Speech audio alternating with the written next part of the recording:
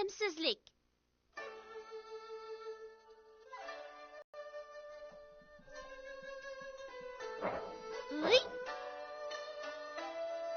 Sen zaten neymi qılıvatsın? Çambaşçılık öğreniyaptımən. Qarğına, mən hazır şundaq sağlam. Çambaşçılık onu öğrensən bo'lmaydi. Neymiş ki bo'lmaydi? Çünkü çambaşçılık öğrensə bo'lmaydi degan idiom var. Nerede ondaq idiom var? Kimden anladın?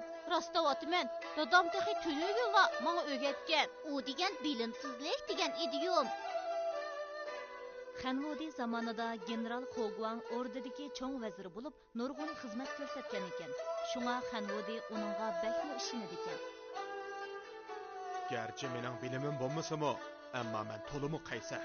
Nurg'un jangda g'alaba qilgan. Shunga xonmo meni bak e'tiborlaydi. Anglasam xon betob bo'lib qopti. Berib uni yo'qlab kelay. Olelri. Qarg'anda saqlanmaydigan o'xshayman. Birdan bir xotirjam bo'lolmaydiganim o'g'li. Uni sizga topshirdim. Uning holidan chuqur yaxshi xabar olaman. Olelri, xotirjam bo'lsinlar. Xanvodi vafot bo'lgandan keyin Xoguang orda hokimiyatini 40 necha yil boshqarib, G'arbiy Xan sulolasi uchun nurg'un xizmat ko'rsatdi.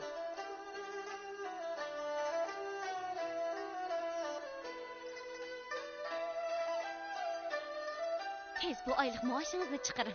Xudo, hozir hal kunimiz xeli yaxshi. Hech nimadan tavligimiz yo'q. Orada bilan selishtirganda bizning mol mulkimiz hech qancha gap emas. Xonish bir sumruq bo'lsa, men oram bir qirg'ovul. Nadiga gapni qilyapsiz?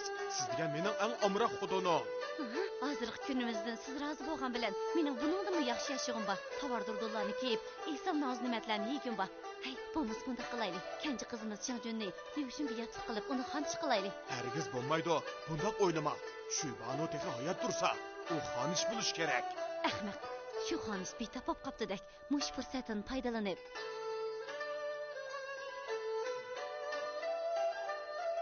Qizinglar, men gunohsiz.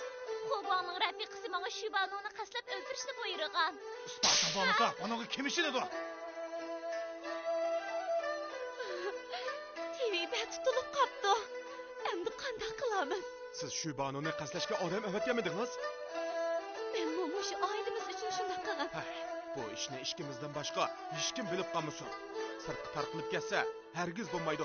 Tushundingizmi?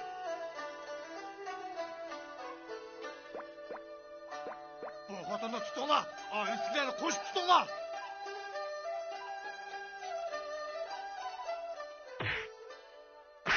Xoguang xotiniga yon beslab, chekidan oshgan jinoyat o'tkazdi. Lekin uning niyati to'z. Bu uning nodonligidan bo'lgan. Mana bu bilimsizlik degan iboraning kelib chiqishi.